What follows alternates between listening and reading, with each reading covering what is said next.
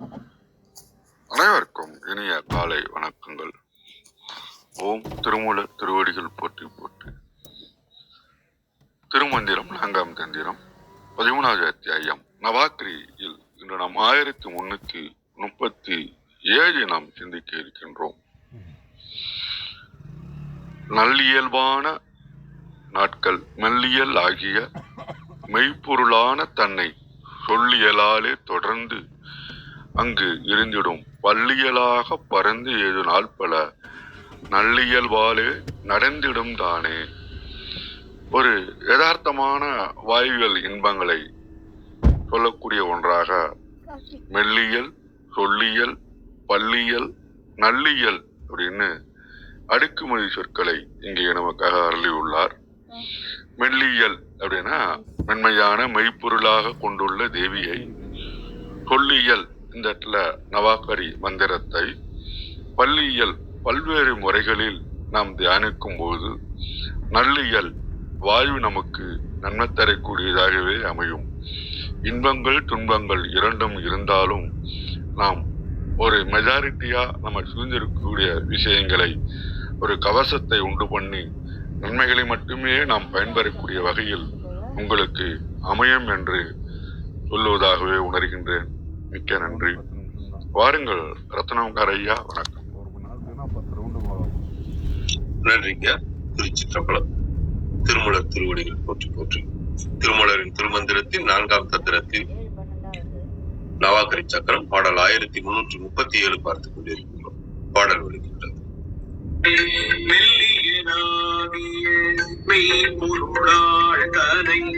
சொல்லியலாதே தொடர்ந்தீடும் பள்ளியலாக பரந்தெழு நாள் பல நல்லியல்பாலே நடந்திடும் தானே. மெல்லியலாக மெய்ப்பொருளால் தனை சொல்லியலாலே தொடர்ந்து அங்கு இருந்திடும் பள்ளியலாக பரந்தெழு நாள் பல நல்லியல்பாலே நடந்திடும் தானே. இதன் விளக்கமாக சரவணனையா களத்திலிருந்து மென்மையான தன்மையை கொண்டு உண்மை பொருளின் உருவமாகவே விளங்குகின்ற இறைவியானவர் சாதகர் குருவிடமிருந்து பெற்ற மந்திரங்களை செவிக்கும் தன்மைக்கு ஏற்றபடியே சாதகரை தொடர்ந்து அவர் இருக்கும் இடத்திலேயே அவருடன் சேர்ந்து வீற்றிருப்பார். அதன் பிறகு சாதகருக்குள்ளிருந்து எழுந்து உலகம் முழுவதும் பறந்து செல்லும் சக்தியானது நல்வினை தீயவினை ஆகியவற்றால் பலவிதமாக கடந்து செல்கின்ற பல நாட்களையும் நல்வினை கொண்ட நாட்களாகவே மாற்றி அனைத்தும் நன்மையாகவே நடக்கும்படி அருளும். இது சரவணனையா தளத்தில் கொடுத்திருக்கிறது. அருணை வடிவேல் முதலியார் இதுல கொடுத்திருக்கிற பொருளையும் பார்ப்போம். தேவாரம் டாக்டர் மெய்ப்பொருளாம் இயல்பினாலாகிய இச்சக்தியை இங்கு கூறிய இம்மந்திரத்தின் வழியே பற்றி அவ்வழிபாட்டில் நில்லுங்கள். பல்வேறு வகையினவாய் மிக்கு செல்கின்ற உங்கள் நாட்கள் பலவும் நல்ல நாட்கிலேயா செல்லும். இதன் குறிப்புரையாக முதலடியை மெய்ப்பொருளாகிய மெல்லியலால் தனை என மாற்றிக்கொள்க. பள்ளியல்பு இரு வினைகளுக்கு ஈடாக பல்வேறு எண்ணமும் செயலும் நுகர்ச்சியும். நல்லியல்பு எல்லாம் திருவருட்செயலாக தோன்றுதல். அங்கனம் தோன்றி வினை பயன்கள் வாதியாமையோடு தீமை தானும் நன்மையாய் சிறக்கும். இதனால் இவ்வழிபாட்டினால் வினை பயன்களால் தாக்குண்ணாண்மை கிடைத்தல் கூறப்பட்டது. இது அருணை வடிவேல் முதலியார் கொடுத்திருக்கிற விளக்கம். கௌரி அம்மா வணக்கம் அம்மா. பாருங்க, கௌரி அம்மா வெளில போயிட்டாங்க.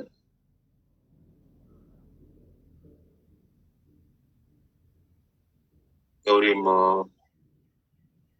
தெரியல. கௌரி அம்மாவோட வெளில போயிருக்கு. ஐயா அர்த்தனாரியா பாருங்கள் ஐயா. அவங்க வந்தாங்கன்னா மறுபடியும் அவங்களை பேச சொல்லுவோம்.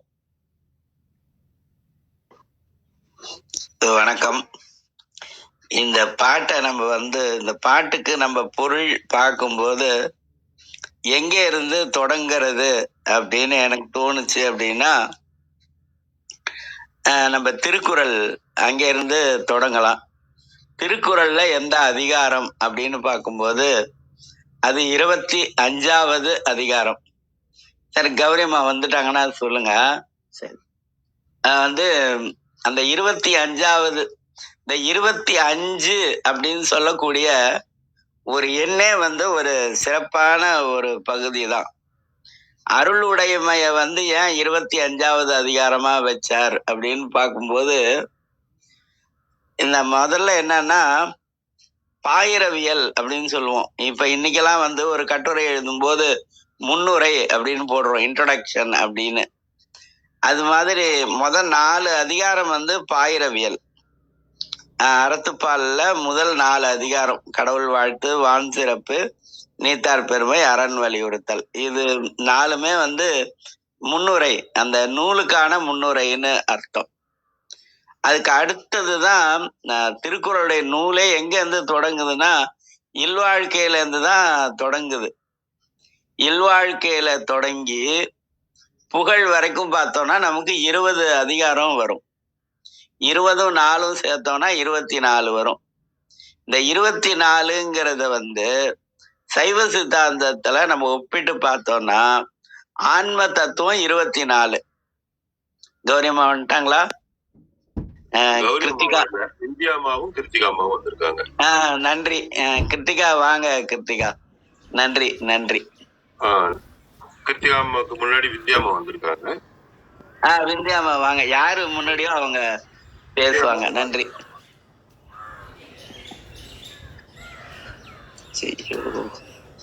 ஒருவேளை அவங்க விந்தியாமா. அனைவருக்கும் வணக்கம். ஓம் சிவசக்தி போற்றி, ஓம் திருமூலரே போற்றி. 1337வது திருமந்திரம். நல்லவையாக நாட்கள் நடக்கும். மெல்லியல் ஆகிய பொருளாடனை சொல்லியலாலே தொடர்ந்தங்கிருந்திடும் பல்லியல்பாக பரந்தெழு நாட்பல நல்லியல்பாலே நடந்திடும் தானே. அருமையான திருமந்திரம். மெல்லியல் ஆகிய மென்மையானவளான அன்னையை, உண்மை பொருளாக இருப்பவளை குரு சொல்லிக் கொடுத்தபடி போற்றி துதித்து தியானித்தபடி இருங்கள். இதனால் பல வகையான துயரங்கள், துன்பங்கள் சூழ வருகின்ற வாழ்நாட்கள் எல்லாம் நன்மை தரும் நாட்களாக, இன்பூட்டும் இனிய நாட்களாக இருக்க வாழ்க்கை நலமுற நடக்கும்.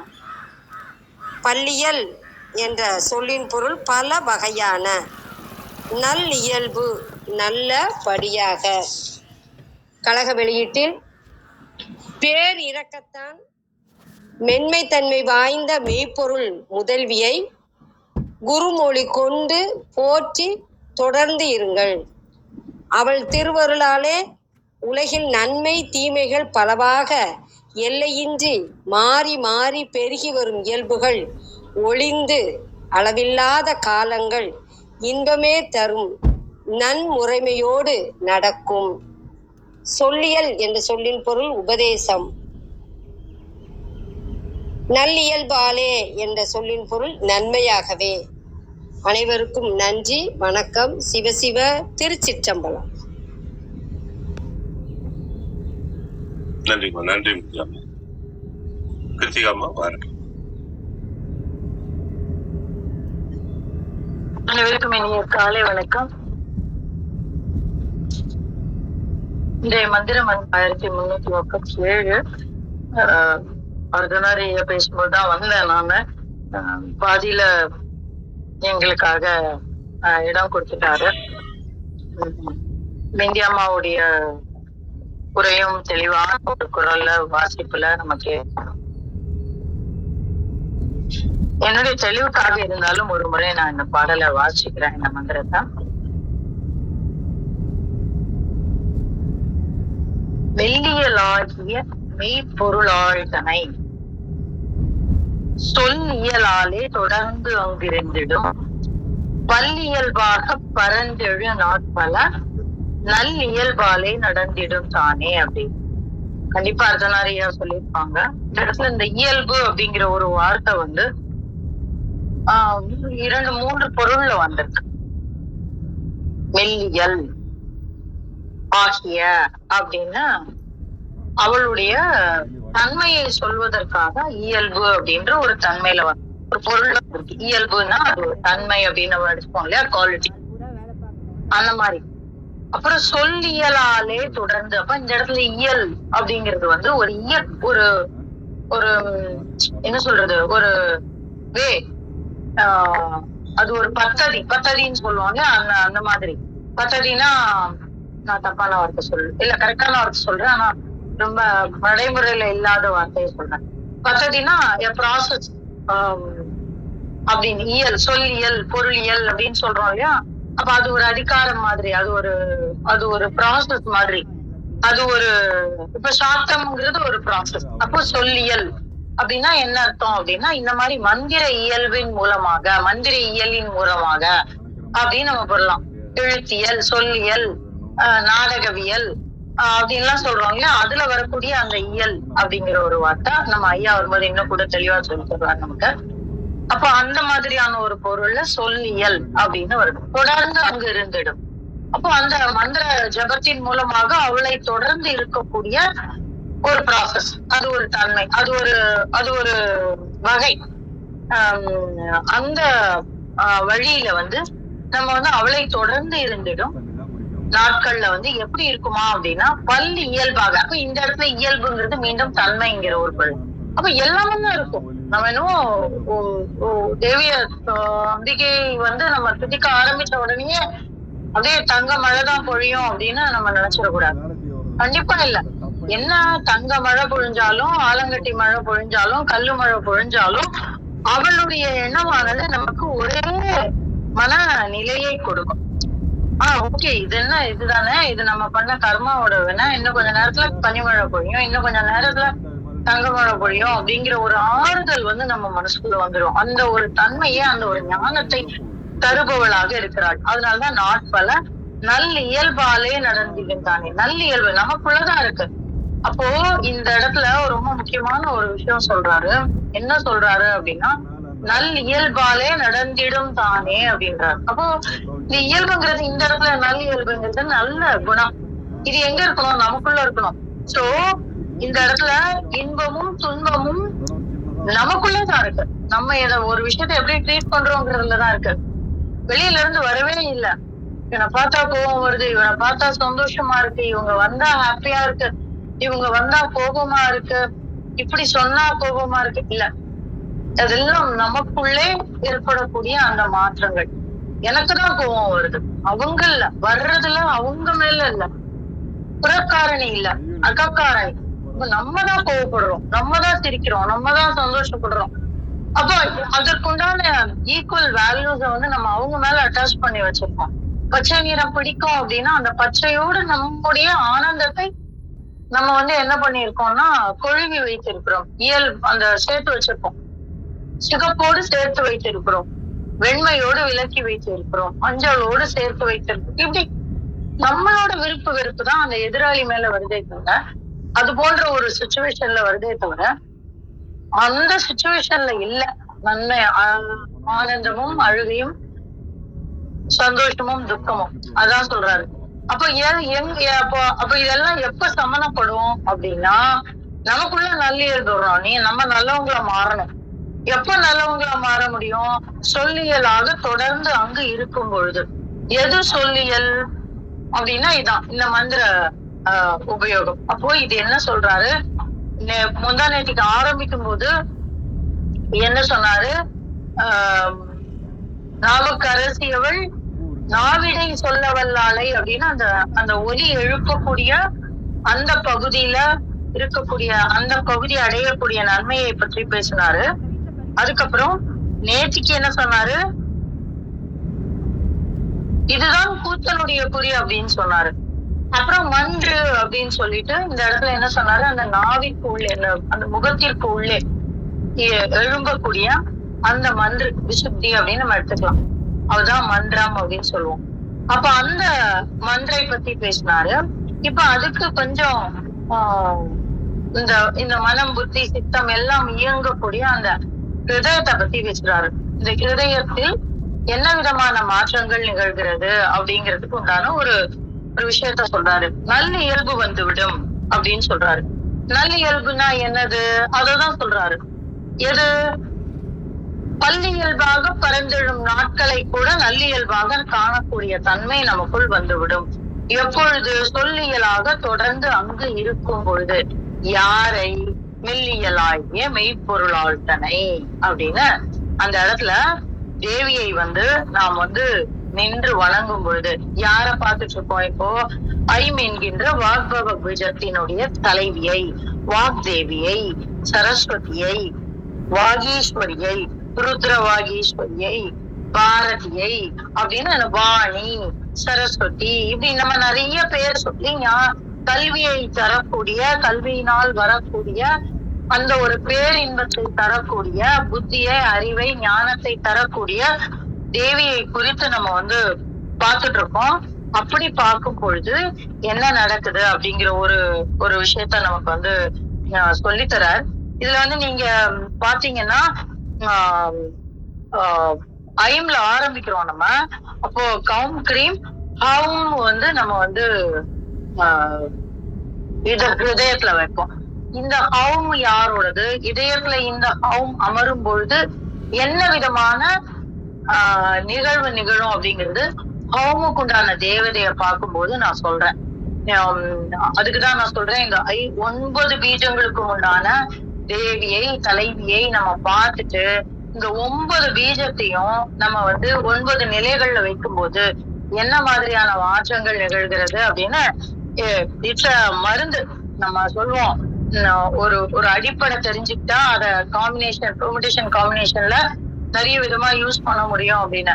அந்த மாதிரி இந்த நவாக்கரிய வந்து நம்ம முழுமையாக உள்வாங்கி கொண்டால் இந்த ரெண்டே விஷயம் தான் நமக்கு தெரியணும். இந்த 9 பீஜங்களினுடைய தலைவி தெரியணும். அதற்கப்புறம் இந்த 7 ஆதாரங்களினுடைய தன்மை தெரியணும். இந்த தன்மை தெரிஞ்சுட்டா இந்த பெர்முடேஷன் காம்பினேஷன்ல நம்ம எந்த பிரச்சனையான சமாளிச்சு கொண்டு வரலாம் அப்படிங்கிற ஒரு விஷயம் இருக்கு இந்த நவாக்கரியில.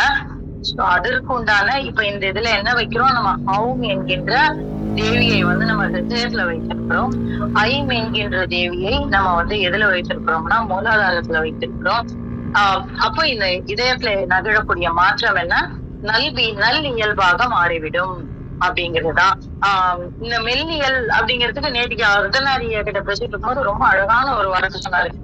அப்போ நான் அதை யோசிச்சேன், எப்படி அந்த அந்த நம்ம சொன்னோம்ல ஒரு 2 நாள் முன்னாடி, இல்ல நேற்று கூட சொன்னோம், இந்த சாத்தத்துல ஊறி இருக்கிறவங்க எது செய்தாலும் அது தேவியை குறித்த செயலா மாறிடும் அப்படிங்கிறது. அது மாதிரி அவர் தமிழ்லயே ஊறி இருக்கிறாரு. தமிழ்ல மாத்திரம் இல்ல, இந்த மாதிரி தமிழ்ல ஊர்ன அறிஞர்கள் நிறைய பேர் நம்ம பார்த்திருக்கோம். ஆனால் தமிழும் ஆன்மீகமும் கலந்து அவருடைய ரத்தத்துல ஊறின்னு இருக்கு. ரொம்ப அழகா அந்த அபிராமி அந்தாதியில வரக்கூடிய அந்த மெல்லியல் அப்படிங்கிறதுக்கு உண்டான ஒரு பொருளை சொன்னாரு. அதையும் எழுத்தோடு தொடர்பு படுத்தி சொன்ன விஷயம் வந்து ரொம்ப அற்புதமா இருக்கு. அபிராமி பட்டர் வந்து மெல்லியலால் அப்படிங்கிறது வந்து நிறைய இடத்துல சொல்லுவாரு. கண்டிப்பா அர்த்தநாரியா பேசும்போது அதை பத்தி பேசுவாரு. அதனால இந்த மெல்லியல் அப்படிங்கிற ஒரு வார்த்தையே என்ன செய்யும் அப்படின்னா நமக்குள்ளே நல் இயல்பை தரக்கூடியதாக அமைகிறது அப்படிங்கிறதா திருமூலர் சொல்ல வர்றது. அத வந்து உங்களோட பகிரப்படுத்த இந்த காலை வேலைக்கு நன்றி சொல்லி என்னுடைய பகிர்தலை மட்டும் கொள்கிறேன். நான் நன்றிங்க அம்மா. வாங்க ஐயா, பிரணவன் ஐயா. வணக்கம் ஐயா. அம்மா நீங்க கௌரி அம்மா, நீங்க உங்களுடைய இதை முடிச்சுக்கணுமா? அடுத்து அர்த்தநாரியா நான் பேசிட்டேனுங்க, கேக்கலீங்களா? அம்மா நீங்க ஆரம்பிச்ச உடனே வெளியில போயிட்டீங்க. நீங்க என்ன, நானும் கூட்டு பார்த்தேன், நீங்க யாருக்கும் நீங்க கேட்கல. அடுத்த அர்த்தநாரியா நேரம் பேசுறதால அப்புறம் வித்யாமா பேசிட்டு இப்ப கிருஷ்ணாமா பேசுறாங்க. நீங்க பேசுற நீங்க ஒரு வார்த்தை கூட வரல, டக்குன்னு உடனே வெளில போயிடுச்சு. ஓ சரி. ஆனா ரெக்கார்டிங்ல இருக்குது, நான் பேசுனது ரெக்கார்டிங்ல இருக்கு. அப்படியே இருக்கட்டுமா, இல்ல நான் திரும்ப பேசுற மாதிரி ஆயிடுமா? லைனா என்ன சொல்றாங்க? அழகேசனையா,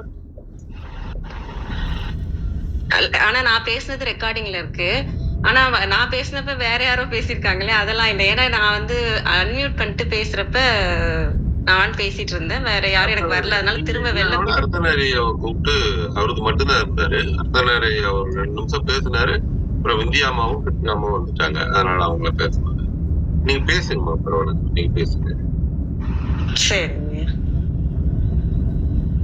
மெல்லியலாகிய மெய்ப்பொருள் ஆழ்தனை. மெல்லியலாகிய அதாவது மென்மை பொருந்திய மெய்ப்பொருளாக நம்முள் இருப்பவளை, மெய்ப்பொருளாக எப்படி இருக்காங்கன்னா உண்மை அறிவாக உண்மை பொருளாக நம்முள் இருப்பவள், மெய்ப்பொருளால் தன்னைன்னு சில பதிகத்துல போட்டிருக்காங்க, தன்னைன்னு சிலதுல இருக்கு. நமக்குள்ள மெய்ப்பொருளாக இருப்பவளை சொல்லியலாலே தொடர்ந்து அங்கு இருந்திடும். சொல்லி அந்த இயல்புன்றது நான் வண்ணமா பாக்குற வண்ணம், தன்மை, நம்ம எந்த முறையில ஜெபிக்கிறோமோ அந்த முறையில, எந்த முறையில வழிபடுறோமோ, துதிக்கிறோமோ, மந்திரங்களோ நாமங்களோ சொல்லி நம்ம செய்யறது, அந்த மாதிரி செய்யறதுனால தொடர்ந்து அங்கு இருந்திடும். தொடர்ந்து அங்க என்ன இருக்குன்னா அந்த சக்தியோட மெய்ப்பொருள், அந்த மெய் அறிவாக நம்முள் இருப்பவள் தொடர்ந்து அங்கு இருப்பாள். பள்ளியலாக பரந்தெழு நாள் பல. பள்ளியலாக அப்படின்னா பலவிதமாக, பல வண்ணங்களாக, பறந்து விரிஞ்சியும் நாள்லாம் எப்படி பறந்து எழுன்னா நமக்கு நம்மளோட மனமும் உடம்பும் வந்து விதிக்கு உட்பட்டு தான் இருக்கும் இல்லையா? மனமும் சரி உடம்பும் சரி அந்த இதுல இருக்கிறதுனால நமக்கு வந்து நாள்கள் வந்து பலவிதமாக இருக்கும். ஏன்னா இந்த மனமும் உடம்பும் நவக்கிரக ஆட்சியில தான் இருக்கு. அந்த கதிர்வீச்சு படி நம்ம என்ன பாடம் கத்துக்க வந்தோமோ அந்த இது படி நம்ம பக்குவப்படுத்துற இதுக்கு தகுந்தபடி நம்ம வாழ்க்கை முறை இருக்கும். அப்போ வந்து ஒவ்வொரு நாளும் ஒரு நாள் சந்தோஷம் இருக்கும், ஒரு நாள் உற்சாகமா இருக்கும், ஒரு நாள் வந்து கவலையா இருக்கும். இது எல்லாமே நமக்கு எழுதப்பட்ட விதியா இருக்கும். அப்ப நம்மளோட நாள்கள் எல்லாமே வித்தியாசமாக ஒவ்வொரு நாளும் ஒவ்வொரு விதமாக இருக்கும். நல்லியல்பாலே நடந்திடும் தானே. இந்த மாதிரி நம்ம எல்லாருக்குமே, இந்த மனமும் உடம்பும் வச்சிருக்க அனைவருக்குமே இந்த விதின்ற ஒரு விஷயம் இருக்கிறதுனால இருக்கும். அந்த மாதிரி நல்லியல்பாலே அந்த நல்ல வண்ணமாக அதை வந்து எப்படி நடந்திடும் தானேன்றாங்க. எப்படி நல்ல வண்ணமாக நடந்திடும் அப்படின்னா, நம்ம ஃபர்ஸ்டே சொன்ன மாதிரி மெய்ப்பொருளாக நம்முள் இருக்கும் தேவியை நம்ம பற்றி கொண்டு இருக்கும் போது நமக்கு வந்து தெரிய வரும், எப்படி வந்து வாழணும்ன்றது தெரிய வரும், எதை தவிர்க்கணும், எதை வந்து மனப்பூர்வமா ஏத்துக்கணும், எதை வந்து மாற்ற முடியும் அப்படின்ற ஒரு விஷயம் தெரிஞ்சிச்சுன்னா நம்ம தேவையில்லாம கஷ்டப்பட மாட்டோம். மாற்றக்கூடிய விஷயங்களை மாத்துவோம், தவிர்க்க வேண்டிய விஷயங்களை தவிர்ப்போம். மனப்பூர்வமா சில விஷயங்களை நம்ம ஏத்துக்கணும்னு இருக்கப்ப அதை ஏத்துப்போம். இதுக்கெல்லாம் நம்ம முரண்படுறதுனாலதான் நமக்கு பிரச்சனைகளே வருது. இதெல்லாம் நான் பண்ண மாட்டேன்னு சொல்ற ஒரு விஷயங்கள்னாலதான் நம்ம வந்து இன்னும் கொஞ்சம் கஷ்டப்படுற மாதிரி இருக்கும். நம்ம அந்த சரணடைகிறப்ப, தேவிய சரணடைகிறப்ப என்ன பண்ணா அந்த விழிப்பு நிலை வந்துடும். விழிப்பு நிலைக்கும் சரணடைகிறதுக்கும் ரொம்ப வித்தியாசம் இல்லை. நீங்க விழிப்பா இருக்கிறதும் சரணடைகிறதும் ஒண்ணுதான். நீங்க பிரசன்ட்ல அந்த விஷயத்துக்கு நீங்க இம்பார்ட்டன்ஸ் கொடுக்கும் போது அதை நீங்க வந்து நல்லியல்பாக உங்களால அதை கொண்டு போக முடியும். நல்ல வண்ணமாக உங்களோட நாள்களை வந்து கொண்டு போக முடியும்.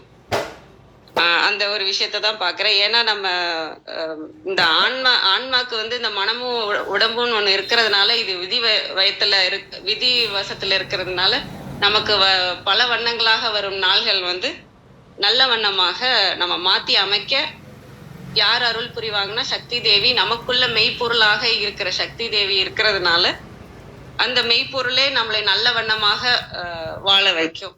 அதனால எல்லாரும் அன்பெனும் மெய்ப்பொருளை வந்து நம்ம இருக பற்றி கொண்டோம்னா நம்ம நல்ல வண்ணம் வாழலாம் அப்படிங்கிற மாதிரியே நான் பாக்குறேன். அனைவருக்கும் நன்றி.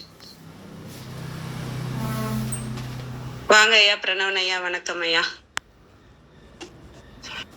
வணக்கம். என்னன்னு கேட்டீங்கன்னா, முதல்ல மெல்லியலாள் அப்படிங்கிறது யாரு மெல்லியலாள் அப்படின்னு நம்ம ஒரு கேள்வி கேட்கணும். என்னன்னு யாரு மெல்லியலாள் அப்படின்னா, யாரு அன்பா இருக்காங்களோ அவங்கதான் மெல்லியலாள். இப்ப நம்ம அன்பா ஒரு வார்த்தை சொல்லும் போது மென்மையா சொல்லுவோம். அது அப்ப அந்த சொல் வந்து இனிய சொல்லா இருக்கும். அப்ப என்ன ஆகுதுன்னா, நீங்க இனியவை கூறல்னு ஒரு அதிகாரம் இருக்கு திருக்குறள்ல. அதை எடுத்து பார்த்தோம்னா முதல் திருக்குறள்ல எப்படி இருக்கும் தெரியுமா? இன்சொலால் ஈரம், ஈரம்னா அன்புன்னு அர்த்தம். இன்சொலால் ஈரம் அலையி, அலையின பரவி, அன்பு பரவி, படிறு இலவாம், படிறுனா வஞ்சகம், வஞ்சனையே அங்க இருக்காது. இதெல்லாம் மெல்லியல்ங்கிறதுக்கான அடையாளம். படிறு இலவாம் செம்பொருள் கண்டார் வாய் சொல். அப்படி செம்பொருளாகிய பரம்பொருளை உணர்ந்து கொள்ளவருடைய வாயிலிருந்து வரக்கூடிய சொல் தான் இனிய சொல் அப்படின்னு அர்த்தம். இப்ப ஒரு குழந்தைங்க 2 பேரு, குழந்தைங்க 2 பேருனா ஒரு ஆண் குழந்தை ஒரு பெண் குழந்தை. நமக்கு குழந்தை, ஆனா அம்மா இந்த 2 பேருக்கும் தோசை சுட்டு சுட்டு போட்டுக்கிட்டே இருக்காங்க. சுட்டு போட்டாலும் கணக்கு வராதுன்னு வாங்கல்ல, அம்மா கணக்கு பார்க்கவே மாட்டாங்க. அந்த நபர், ஆணா இருக்கக்கூடிய நபர் ஒரு 36 தோசை சாப்பிட்டாரு. பெண்ணா இருக்கக்கூடிய நபரும் ஒரு 36 தோசை சாப்பிட்டாங்க. தோசை போடுறது அம்மா. அப்ப அம்மா சொல்லுவாங்க, நல்லா சாப்பிட்றீங்க, இன்னும் 2 சாப்பிடுங்கன்னுவாங்க. ஆனா அம்மாவை தவிர வேற யாரா இருந்தாலும் அவ்வளோ சாப்பிடும்போது கோபம்தான் வரும். அந்த பெண்ணோட கணவர் சொல்லுவாரு, இப்படி தின்றிய இருக்கிறவங்களுக்கெல்லாம் வேணாமான்னுவாரு. அதே மாதிரி அந்த ஆணோட மனைவி, நீ மட்டுமே சாப்பிட்டீன்னா உலகத்துல வேற யாருக்கும் சோறு வேணாமா அப்படின்னு கேட்பாங்க. ஆனா அம்மாவை தவிர வேற யாருமே முழுமையான உண்மையான அன்பை காட்டுறவங்களா இருக்க மாட்டாங்க. அதுதான் மெல்லியலாள் அப்படிங்கிற ஒரு விஷயம். இதுக்கு ஒரே ஒரு எவிடன்ஸ் மட்டும் சொல்லிடுறேன். வேதாந்த தேசிகர் அப்படின்னு ஒருத்தர் தயா சதகம் அப்படின்னு ஒரு வடமொழி நூல் எழுதியிருக்காருங்க. அதுல திருமகள் எவ்வளவு தயை உடையவங்களா இருப்பாங்க அப்படின்னு 100 பாட்டு இருக்கும். அது வடமொழியில இருக்கும். அது மாதிரி அந்த மெல்லியலாக இருக்கக்கூடிய அம்மா ஒண்ணுதாங்க மெய்ப்பொருள். இது நம்ம 25வது அதிகாரம் அருளுடைமையில பார்த்தோம்னா ஒரு திருக்குறள் இருக்கும்ல, பொருள் இல்லாருக்கு இவ்வுலகம் இல்லை அப்படின்னு இருக்கும். இந்த பொருள் இல்லாருக்கு இவ்வுலகம் இல்லைன்னு உடனே, பொருள்னு உடனே எல்லாரும் ஃபைனான்ஸ் கிட்ட போயிடுறாங்க. அது கிடையாது. அதுவும் இருக்கலாம், ஆனா அது மட்டுமே கிடையாது.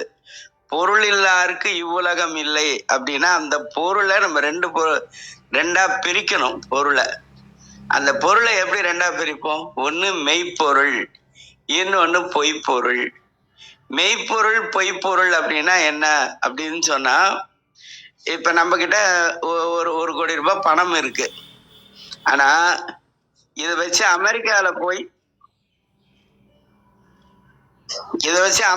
போய் நம்ம பர்ச்சேஸ் பண்ண முடியாது. அமெரிக்கால போய் பர்ச்சேஸ் பண்ணோம்னா அந்த நாட்டோட நாணயம் நமக்கு வேணும்.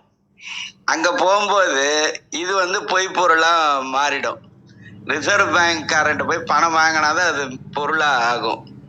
அதே மாதிரி ஒரு நாள் ரத்னா சார் கிட்ட அவங்க மனைவி சொன்னாங்க, ஏங்க திடீர்னு பணம்லாம் செல்லாதுன்னு அறிவிச்சிட்டாங்க நைட்டு 8:30 மணிக்கு, நீங்க எவ்வளவு பணம் கையில வச்சிருக்கீங்க? ரத்னா சார் சொன்னா, இல்ல கையில 2000 ரூபாய் தான் இருக்கு, மீதி பணம் எல்லாம் பேங்க்ல இருக்குன்னாரு. அப்ப பேங்க்ல போட்டு வச்சிட்டோம்னா பிரச்சனை கிடையாது, கையில இருந்தா தானே பிரச்சனை. அப்ப அரசாங்கம் செல்லாதுன்னு சொல்லிடுச்சுன்னா அந்த பொருள் பொய் பொருளா மாறிடும். ஆனா மெய்ப்பொருளாக இருப்பதை யாருமே செல்லாதுன்னு சொல்லவே முடியாதுங்க. அதுதான் மெய்ப்பொருள் அப்படிங்கிறத நம்ம புரிஞ்சுக்கணும். பொருள் இல்லாருக்கு இவ்வுலகம் இல்லை அப்படின்னா அந்த மெய்ப்பொருளை யார் உணர்கிறார்களோ அவர்களுக்கு இந்த உலகம் நல்ல இயல்பாகவே இருக்கும் அப்படின்னு ஒரு பொருள். அதுதான் பொருள்.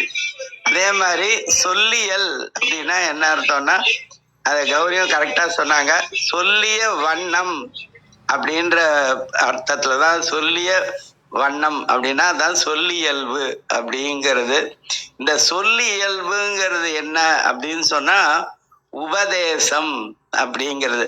இந்த உபதேசம்ங்கிற சொல்ல பாத்தீங்கன்னா தேஜஸ், அதுல இருந்து வந்ததுதான் தேசம், அல்லது தேசம்ல இருந்து போனதுதான் தேஜஸ். எங்க இருந்து எங்க வந்ததுங்கிற விவாதம் வேணாம். தேசம் அப்படின்னாலே ஒளி அப்படின்னு அர்த்தம். தேசுடையாய் அப்படின்னு சொல்லுவாங்க. தேசம் அப்படின்னா தேசு அப்படின்னா ஒளி அப்படின்னு அர்த்தம். உபதேசு அப்படின்னா இந்த உபதேசம் இருக்கு இல்லைங்க, இதுல கடைசியில இருக்கிற அப்படிங்கிறது விகுதி. தேசு அப்படின்னா ஒளி, உப அப்படின்னா இரண்டாவது அப்படின்னு அர்த்தம். ஒரு சங்கத்துல உப தலைவர் அப்படின்னா தலைவருக்கு அடுத்த நிலையில் இருப்பவரை உப தலைவர் அப்படின்னு அந்த காலத்துல சொல்லுவாங்க. ஆனா இப்ப துணைங்கிற வார்த்தையை போட்டுக்கிறாங்க. உப அப்படின்னா இரண்டாவது. அப்ப உபங்கிறது இரண்டாவதுன்னா அப்ப முதல்ல யாரு? முதல்ல எது? உபங்கிறது இரண்டாவது. அவங்க யாருன்னா கேட்டு அதன்படி செயல்படக்கூடியவர்களை உப அப்படின்னு சொல்லுவோம். அப்ப யார்கிட்ட கேட்கறது, எதை கேட்கறது அப்படின்னா குரு தாங்க முதல், சீடன் ரெண்டாவது. அந்த ரெண்டாவது உபன ரெண்டாவதுன்னு அர்த்தம். இரண்டாவதாக நம்ம முதலாக இருக்கக்கூடிய குரு நமக்கு என்ன சொல்றாரோ அந்த சொல்லிய வண்ணம் செய்து கொண்டே இருந்தால் பல இயல்புகள் நமக்கு வரும். அந்த பல இயல்புகளும் நல்லியல்பாகவே மாறும் அப்படின்னு அர்த்தம். அதனால அந்த மெல்லியலாலே நமக்கு சொல்லியலாக வராங்க. இதுக்கு எவிடன்ஸ் அபிராமி அந்தாதியோட 28வது பாட்டு. அதுக்கப்புறம் அந்த சொல்லியலாக வரக்கூடியவங்களே நமக்கு பல்லியல்புகளாகவும் வராங்க. பல்லியல்புகளாக வரக்கூடியவங்களே நமக்கு நல்லியல்புகளாகவும் வராங்க. எப்ப நல்லியல்பு அப்படின்னு வருதோ அப்ப நமக்கு ரெண்டு விஷயம் நடக்காது. ஒண்ணு ஆபத்து வராது, இன்னொன்னு விபத்து வராது. இந்த ரெண்டுமே வராது அப்படிங்கிறது தான் நம்ம புரிஞ்சுக்க வேண்டிய ஒரு விஷயம். இததான் அப்பர் பெருமான் இன்பமே என்னாலும் துன்பம் இல்லை அப்படின்னு சொல்லியிருப்பாரு. இது மாதிரி இந்த பாட்டுக்கு நிறைய விளக்கம் நம்ம சிந்திச்சு பார்க்கும்போது நிறைய பொருள் கிடைக்கும். அதனால பொய்ப்பொருள் அப்படிங்கிறத விட்டுட்டு மெய்ப்பொருள் அப்படிங்கிறது எதுவோ அதை நம்ம சிந்திக்கணும். இத திருஞான சம்பந்தர் அவருடைய தேவாரத்தினுடைய நிறைவான பாடல், கடைசி பாடல்ல காதலாகி கசிந்து கண்ணீர் மல்கி ஓதுவார் தமை நன்னெறிக்கு உய்ப்பது, அதாங்க ஓதாமல் ஒரு நாளும் இருக்க வேண்டாம்ங்கிறது. ஓதுவார் தமை நன்னெறிக்கு உய்ப்பது வேதம் நான்கிலும் மெய்ப்பொருளாவது, அதான் ரொம்ப முக்கியம். வேதம் நான்கிலும் மெய்ப்பொருளாவது நாதன் நாமம் நமச்சிவாயவே அப்படின்னு சொல்லியிருப்பாரு. அதனால நம்ம எப்போதுமே ஓதுவோம், உயர்வடைவோம், உயர்த்துவோம். நன்றி. நன்றிங்க ஐயா, அருமை ஐயா. ஓதுதலோட முடித்துக்கலாம், நிறைவு செஞ்சுக்கலாங்களா? அந்த அபிராமி அந்தாதியோட 28வது பாட்டு. சொல்லும் பொருளும் சொல்லும் பொருளும் என நடமாடும், சொல்லும் பொருளும் என நடமாடும் துணைவருடன், சொல்லும் பொருளும் என நடமாடும் துணைவருடன் புல்லும் பரிமள பூங்கொடியே, புல்லும்னா பொருந்துகின்றன்னு அர்த்தம். சொல்லும் பொருளும் என நடமாடும் துணைவருடன் புல்லும் பரிமள பூங்கொடியே நின் புது மலர்த்தாள் அல்லும் பகலும் தொழுமவர்க்கே, பூங்கொடியே நின் புது மலர்த்தாள் அல்லும் பகலும் தொழுமவர்க்கே அழியா அரசும் செல்லும் தவநெறியும் சிவலோகமும் சித்திக்குமே. சொல்லும் பொருளும் என நடமாடும் துணைவருடன் புல்லும் பரிமள பூங்கொடியே நின் புது மலர்த்தாள் அல்லும் பகலும் தொழுமவர்க்கே அழியா அரசும் செல்லும் தவநெறியும் சிவலோகமும் சித்திக்குமே. சிவா. திருச்சிற்றம்பலம். நன்றி. நன்றிங்க ஐயா. அனைவருக்கும் போய் சேரணுங்க ஐயா. அருமை ஐயா. ரத்னகுமார் ஐயா, வாங்க ஐயா. நன்றிம்மா. நன்றி ஐயா. நிறைவு செய்திருக்கிறோம். யான் பெற்ற இன்பம் பெருகை வையகம் வான் பற்றி நின்ற மறைபொருள் சொல்லினேன் என்றும் காலை எழுந்து கருத்தறிந்து ஓதினி ஞான தலைவனை நன்னுவர் என்று என்றும் கூறிய திருமூலரின் கூற்றிற்கேற்ப வந்திருந்து கருத்துக்களை கூறி தெளிவுபடுத்திய சான்றோர்களும் செவி கொடுத்து சிறப்பித்த மெய்யன்பர்களுக்கும் முக்கிய நன்றி. தளம் நிறைவடைகிறது. மீண்டும் நாளை காலை 6:30 மணிக்கு கேள்வி ஞானம் ஆன்மசாசன நிகழ்வில் சந்திப்போம். 5, 4, 3, 2, 1.